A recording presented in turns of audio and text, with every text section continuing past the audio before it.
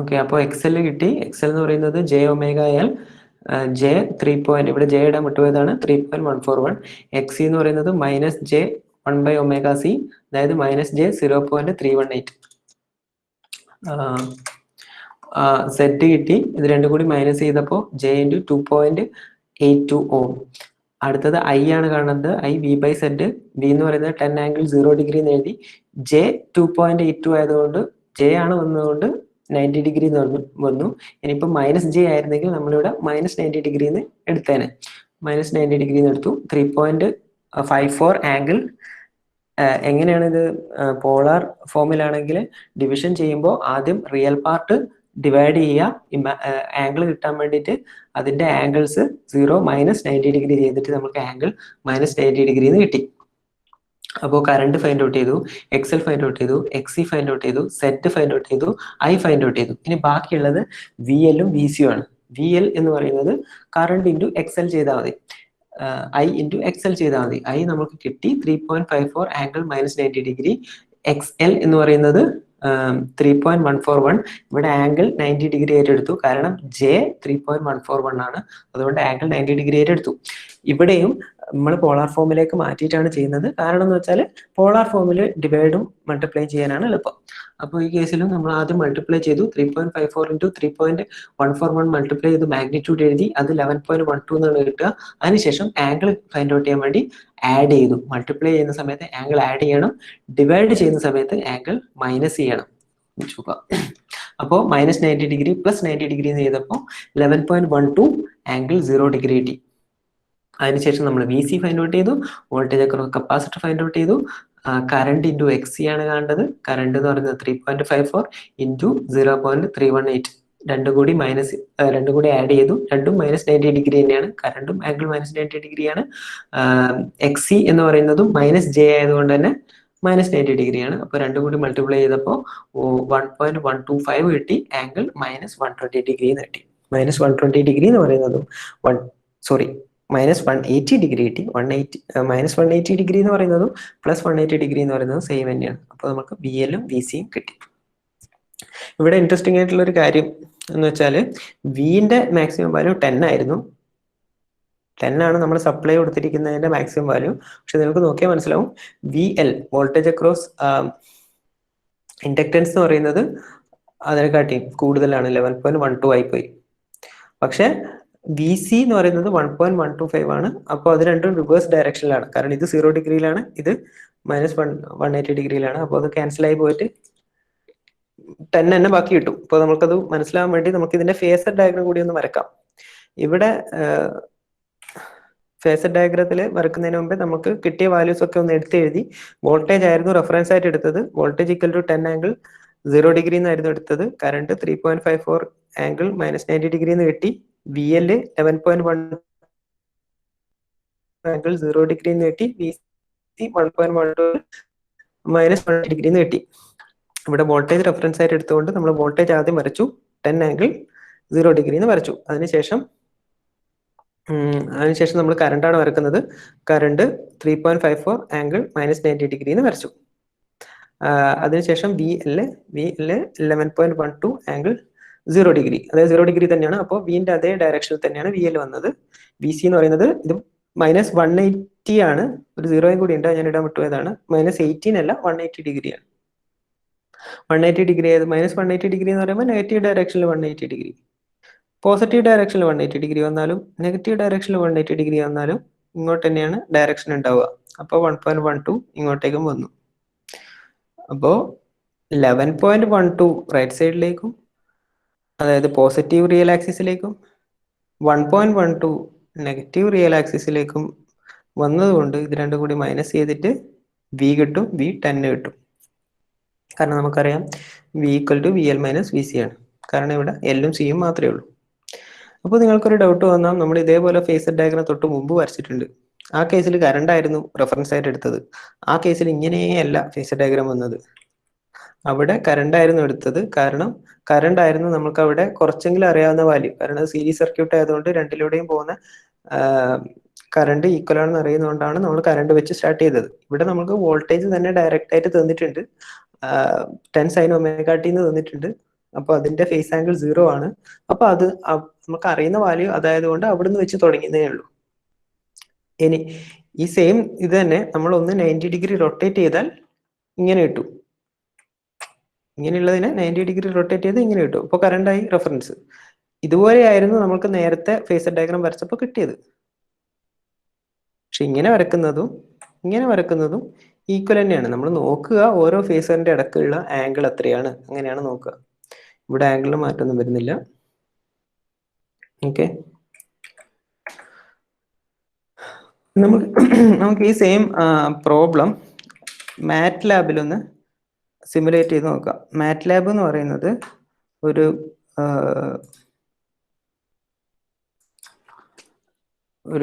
Software ആണ്. സോഫ്റ്റ്വെയറിൽ നമുക്ക് കുറേ കാര്യങ്ങൾ ചെയ്യാം. അതിൽ വേവ് ഫോം പ്ലോട്ട് ചെയ്യാനും അത് ഉപയോഗിക്കാം.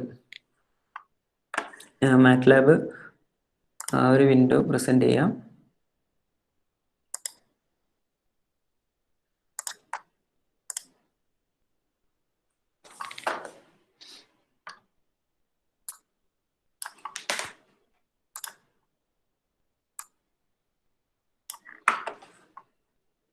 അത് കാണുന്നില്ലേ?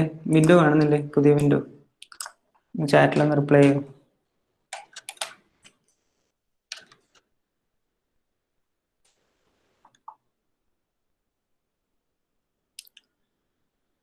പുതിയ വിൻഡോ കാണുന്നില്ലേ?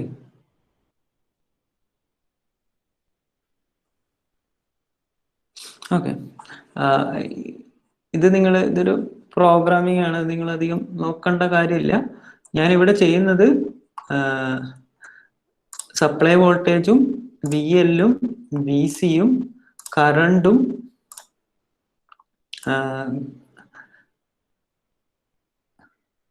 പ്ലോട്ട് ചെയ്യാണ്. അതിനുശേഷം നമുക്ക് പവറും പ്ലോട്ട് ചെയ്യാം. അപ്പോൾ ആദ്യം തന്നെ ഇവിടെ നോക്കിയാൽ നിങ്ങൾക്ക് മനസ്സിലാവും, ഗ്രീൻ കളറിൽ സപ്ലൈ വോൾട്ടേജും റെഡ് കളറിൽ ഇൻഡക്ടറിന് അക്രോസിലെ വോൾട്ടേജും ബ്ലൂ കളറിൽ കപ്പാസിറ്റർ അക്രോസിലെ വോൾട്ടേജും കറണ്ടിന് ബ്രൗൺ കളറിലാണ് പ്ലോട്ട് ചെയ്യുന്നത്. നമുക്ക് റൺ ചെയ്യാം.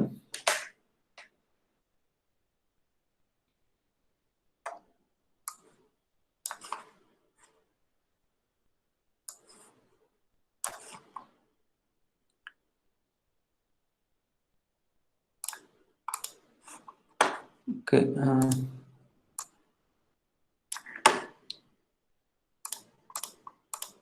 നമുക്ക് വേവ് ഫോം കിട്ടിയിട്ടുണ്ട്.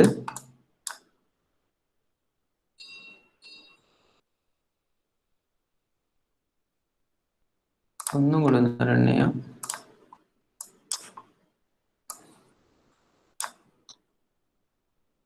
ഒരു 2 സൈക്കിൾ 3 സൈക്കിൾ എടുക്കുക. 3 സൈക്കിൾ സൂം ചെയ്ത് എടുക്കാം. ഇതിൽ പച്ച കളറിലുള്ളതാണ് സപ്ലൈ വോൾട്ടേജ്. നിങ്ങൾക്ക് ഇത് കാണുന്നതാണ് വിചാരിക്കുന്നത്.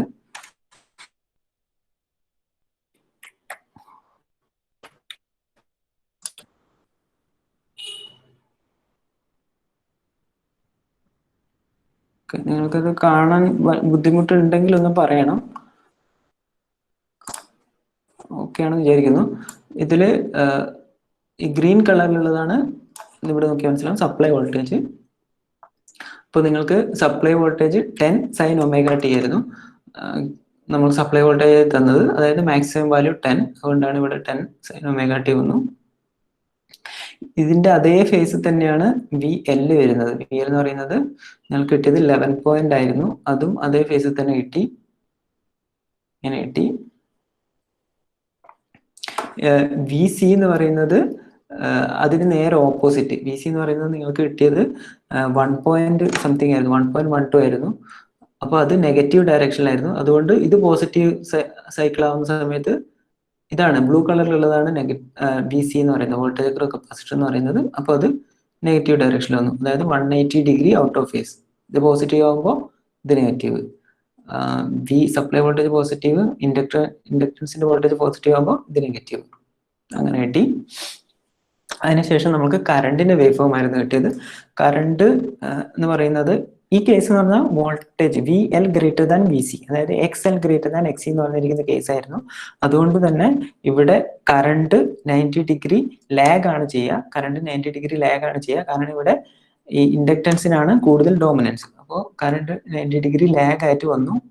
ഇത് ഇവിടെ കാണിച്ചിട്ടുണ്ട്. ഇതാണ് കറണ്ടിന്റെ വേവ് ഫോം വരുന്നത്. ഈ ഒരു ഏതാ കളർ വരുവാന്ന് വെച്ചാൽ ബ്രൗൺ കളർ പോലെ ഉണ്ട്, ആ ഒരു കളറിൽ. ഇനി നമുക്കിതിന്റെ പവർ കൂടി ഒന്ന് പ്ലോട്ട് ചെയ്ത് നോക്കാം. പവറിന്റെ ആവറേജ് പവർ അല്ല, പവറിന്റെ ഇൻസ്റ്റന്റേനിയസ് വാല്യൂ. ഇൻസ്റ്റന്റേനിയസ് വാല്യൂ എന്ന് പറഞ്ഞാൽ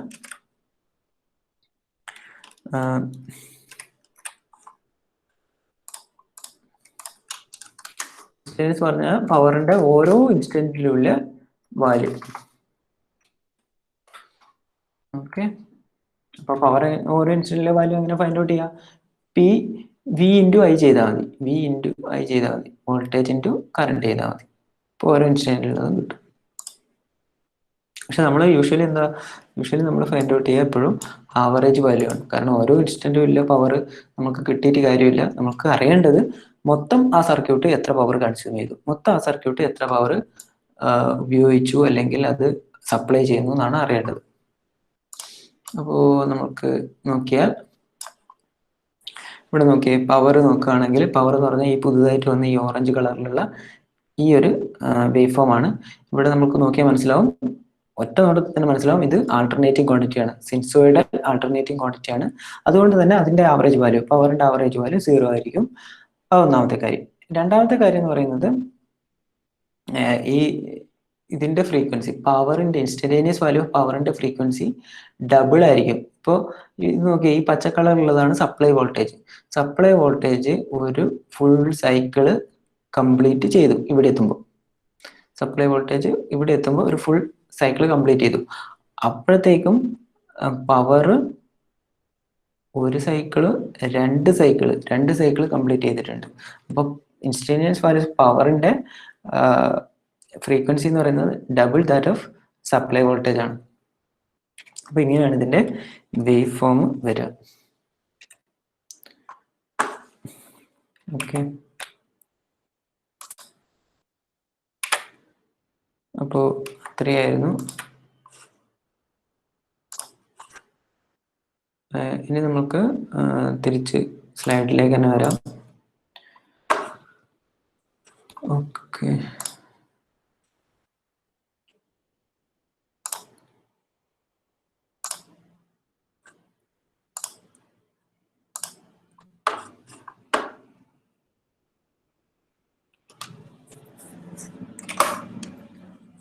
സ്ലൈഡ് കാണുന്നില്ല എല്ലാവർക്കും?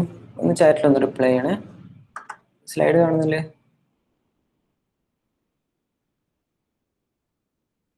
ഓക്കെ, ഇപ്പോ ഇനി നമുക്ക് ആദ്യത്തെ കേസിൽ X L greater than X C നോക്കി, പിന്നെ X C greater than X L നോക്കി. ആ രണ്ട് കേസാണ് നോക്കിയത്. പക്ഷെ ഞാൻ ആ ക്ലാസ് തുടങ്ങുമ്പോൾ പറഞ്ഞിരുന്നു ഇതിന് 3 കേസ് ഉണ്ട്. ഒന്നിക്കൽ നിങ്ങൾക്ക് വോൾട്ടേജ് അക്രോസ് ഇൻഡക്ടർ ഗ്രേറ്റർ ആയിട്ട് വരാം, അല്ലെങ്കിൽ വോൾട്ടേജ് അക്രോസ് കപ്പാസിറ്റൻസ് ഗ്രേറ്റർ ആയിട്ട് വരാം, അല്ലെങ്കിൽ വോൾട്ടേജ് ഈക്വൽ ആയിട്ട് വരാം. രണ്ടിന്റെയും വോൾട്ടേജ് ഈക്വൽ ആയിട്ട് വരികയാണെങ്കിൽ എന്ത് സംഭവിക്കും നമുക്ക് നോക്കാം. അതായത് വോൾട്ടേജ് കപ്പാസിറ്റർ വോൾട്ടേജും ഇൻഡക്ടറിന് അക്രോസിലെ വോൾട്ടേജും ഈക്വൽ ആയിട്ട് വരുവാണ്. അങ്ങനെ അതിന്റെ അർത്ഥം എന്ന് വെച്ചാൽ കപ്പാസിറ്റീവ് റിയാക്ടൻസും ഇൻഡക്റ്റീവ് റിയാക്ടൻസും ഈക്വൽ ആയിട്ട് വരിക, X C equal to X L ആയിട്ട് വരിക. ആ കേസിൽ നമ്മൾ ഫേസർ വരക്കുമ്പോൾ ആദ്യം കറണ്ട് റെഫറൻസ് ആയിട്ട് വരച്ചു. കാരണം സീരീസ് സർക്യൂട്ടാണ്, കറണ്ടാണ് നമുക്ക് അറിയുന്നത്. കറണ്ട് കോമൺ ആയിരിക്കും. വി എല്ലും വി സിയും വരച്ചു. വി എൽ ലീഡ് ചെയ്തിട്ട് വരച്ചു, വി സി ലാഗ് ചെയ്തിട്ട് വരച്ചു. കാരണം വി സി എന്ന് പറയുന്നത് കപ്പാസിറ്ററിന്റെ അക്രോസിലെ വോൾട്ടേജും വി എൽ എന്ന് പറയുന്നത് ഇൻഡക്ടറിന്റെ അക്രോസിലെ വോൾട്ടേജും ആണ്. അത് നമ്മൾ ചെയ്തു. പിന്നെ ഇതിന് വരക്കുമ്പോൾ ശ്രദ്ധിക്കേണ്ടത് രണ്ടും V C equal to V L ആയതുകൊണ്ട് രണ്ടിന്റെയും ലെങ്ത് ഒരേപോലെയാണ് വരച്ചത്. ലെങ്ത്തും ഒരേപോലെ വരച്ചു. അങ്ങനെയാണെങ്കിൽ V L minus V C ചെയ്താൽ എത്ര കിട്ടും? 0 കിട്ടും. കാരണം V L minus V C ചെയ്താൽ 0 കിട്ടും. കാരണം ഈ കേസിൽ വി എല്ലും വി സി ഈക്വൽ ആണ്. അപ്പൊ രണ്ടും കൂടി ചെയ്താൽ 0 കിട്ടും. അപ്പോൾ ഈ രണ്ട് പോയിന്റിന് അക്രോസ് വോൾട്ടേജ് ഡ്രോപ്പ് ഒന്നും വരുന്നില്ല. രണ്ട് പോയിന്റിന് അക്രോസ് വോൾട്ടേജ് ഡ്രോപ്പ് ഒന്നും വരുന്നില്ല. വോൾട്ടേജ് ഡ്രോപ്പ് വരുന്നില്ല എന്നുള്ളതിന്റെ അർത്ഥം എന്ന് വെച്ചാൽ ഈ രണ്ട് പോയിന്റ് ഷോർട്ട് ചെയ്ത പോലെയാണ്. രണ്ട് പോയിന്റിനടുക്ക് വോൾട്ടേജ് ഡ്രോപ്പ് ഒന്നും ഇല്ല എന്ന് പറഞ്ഞാൽ അതിന്റെ മീനിങ് അത് ഷോർട്ട് ചെയ്തു എന്നാണ്. ആ 2 പോയിന്റ് ഷോർട്ടാണ്. ആ 2 പോയിന്റും ഒരു സീറോ റെസിസ്റ്റൻസ് ഉള്ള ഒരു കണ്ടക്ടർ വെച്ച് 2 പോയിന്റും ജോയിൻ ചെയ്താൽ എങ്ങനെ ഉണ്ടാവുമോ അതുപോലെയുള്ള എഫക്റ്റ് ആണ് ഇപ്പോൾ വരിക. അതിനെക്കുറിച്ച് വോൾട്ടേജ് ഡ്രോപ്പ് ഒന്നും ഉണ്ടാവില്ല. ഈ കേസിൽ എന്താ സംഭവിക്കുക? ആരോടാ ചോദിക്കുക? ഋഷികേഷ്.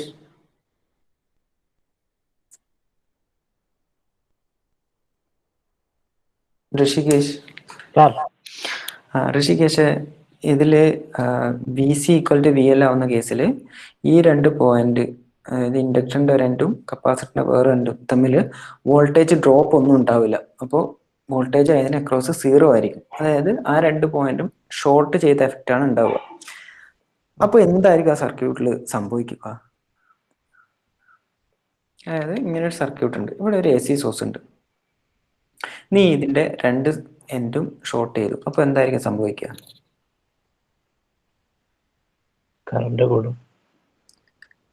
കൂടും. എത്രത്തോളം കൂടും?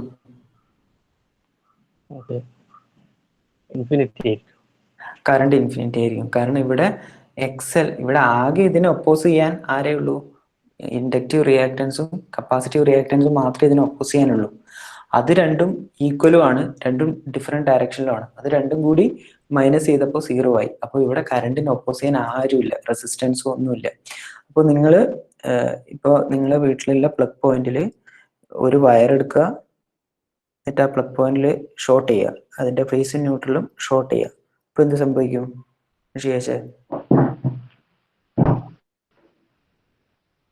ഒരു വയർ എടുത്തിട്ട്,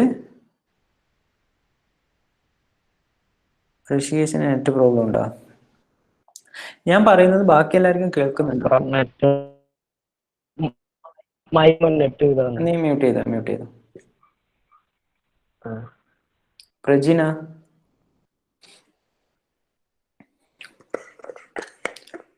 വേറെ ആർക്കെങ്കിലും ഞാൻ പറയുന്നത് കേൾക്കാത്തുണ്ടോ? ഇടക്കിടക്ക് കട്ടായി പോവോ, അങ്ങനെ എന്തെങ്കിലും ഉണ്ടോ? പ്രജിന,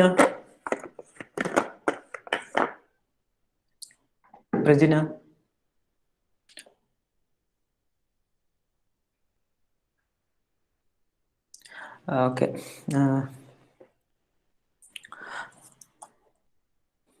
ഇപ്പൊ ഇവിടെ എന്താ സംഭവിക്കുക വെച്ചാൽ, നമ്മളിപ്പോ സപ്പോസ് നമ്മളെ വീട്ടിലെ ഒരു പ്ലഗ് പോയിന്റ് ഉണ്ട്. പ്ലഗ് പോയിന്റിൽ ഫേസും ന്യൂട്രലും നമ്മളൊരു വയർ വെച്ച് ഷോർട്ട് ചെയ്താൽ എന്താ സംഭവിക്കുക? അപ്പോഴന്നെ ഫ്യൂസ് അടിച്ചു പോകാനുള്ള കാരണം എന്താ? ഫ്യൂസ് അടിച്ചാലുള്ള കാരണം എന്ന് പറഞ്ഞാൽ ഓവറായിട്ട് കറണ്ട് വരുന്നുണ്ട്. അതേ എഫക്ട് തന്നെ ഇവിടെ ഉണ്ടാവുക. ഇവിടെ 2 പോയിന്റ്, അതായത് ഈ വോൾട്ടേജ് ഈ സോഴ്സിന്റെ അക്രോസിലെ 2 പോയിന്റ് നമ്മൾ ഷോർട്ട് ചെയ്യാണ്. ആരും പോയിട്ട് വീട്ടിലെ പ്ലഗ് പോയിന്റ് ഷോർട്ട് ഒന്നും ചെയ്യാൻ പാടില്ല. ഇവിടെ അത് ഷോർട്ട് ചെയ്താൽ അവിടെ ഒപ്പോസ് ചെയ്യാൻ ആരുമില്ല, കറണ്ടിന് ഒപ്പോസ് ചെയ്യാൻ ആരുമില്ല. അപ്പോൾ കറണ്ട് ഇൻഫിനിറ്റിയിലേക്ക് അങ്ങ് പോകും. അപ്പോൾ നമുക്ക് നോക്കാം. ഈ കേസിൽ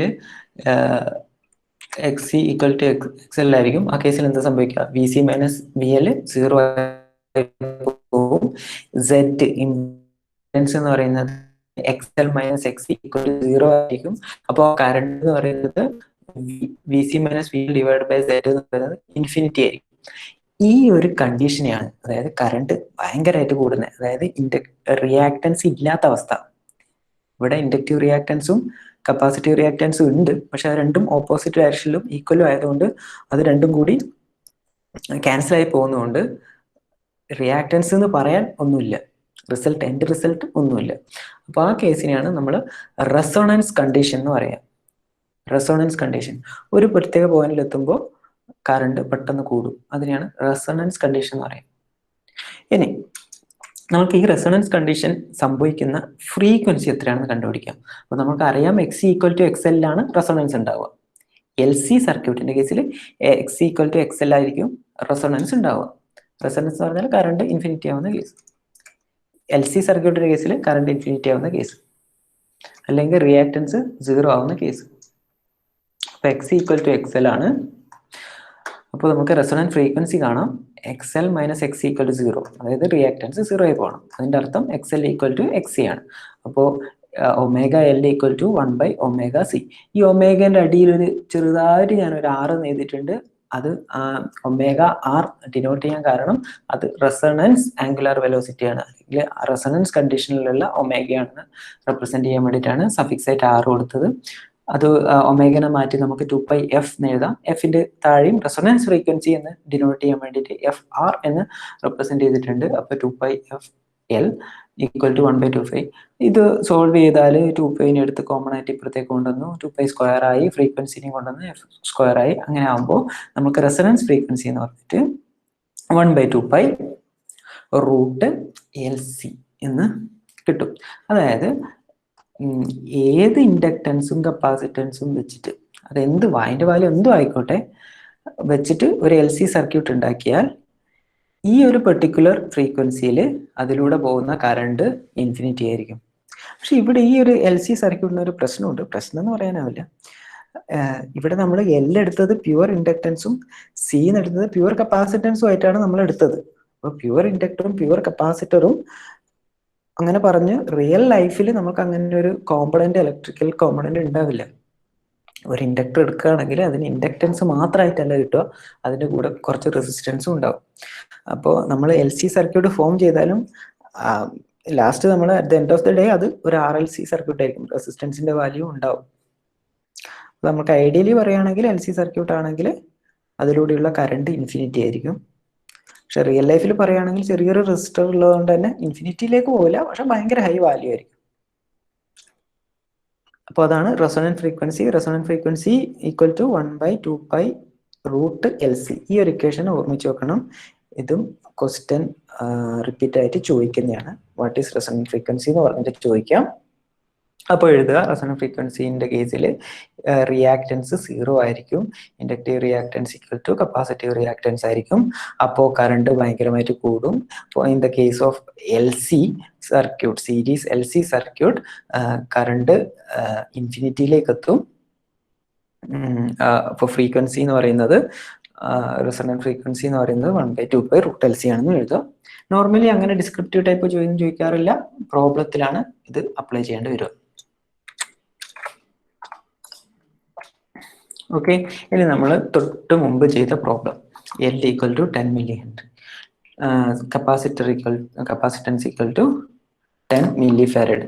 ആ ഒരു പ്രോബ്ലത്തിൽ, തന്നിരിക്കുന്ന പ്രോബ്ലത്തിൽ അതിൻ്റെ റെസൊണന്റ് ഫ്രീക്വൻസി ഫൈൻഡ് ഔട്ട് ചെയ്താൽ 1/2π into square root of 10 into 10⁻³ എന്ന് ഫൈൻഡ് ഔട്ട് ചെയ്താൽ നമുക്കത് ആ ഒരു നിങ്ങൾ നേരത്തെ പ്രോബ്ലം ചെയ്ത ആ ഒരു സർക്യൂട്ട് 15.9155 ഹെർട്സിൽ ആ ഒരു സർക്യൂട്ടിലൂടെ പോകുന്ന കറണ്ട് ഇൻഫിനിറ്റി ആയിരിക്കും. അതാണ് അതിൻ്റെ മീനിങ്. അപ്പോൾ റെസൊണൻസ് എന്താണെന്ന് മനസ്സിലായി, ആ ഫ്രീക്വൻസിനെ റെസൊണൻറ്റ് ഫ്രീക്വൻസി എന്ന് പറയുന്നു, മനസ്സിലായി. ഇനി നമുക്ക് നോക്കാനുള്ളത് ആർ എൽ സി സർക്യൂട്ടാണ്. അപ്പോൾ ആർ എൽ സി സർക്യൂട്ടിലേക്ക് പോകുന്നതിന് മുമ്പേ നമുക്ക് ചെറിയൊരു ബ്രേക്ക് എടുക്കാം. ഒരു 10 മിനിറ്റ് ബ്രേക്ക്. എല്ലാവരും 11:45 റീജോയിൻ ചെയ്യാം.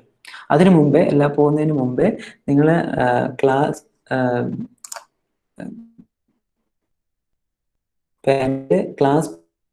പി ടി എ ഇന്ന്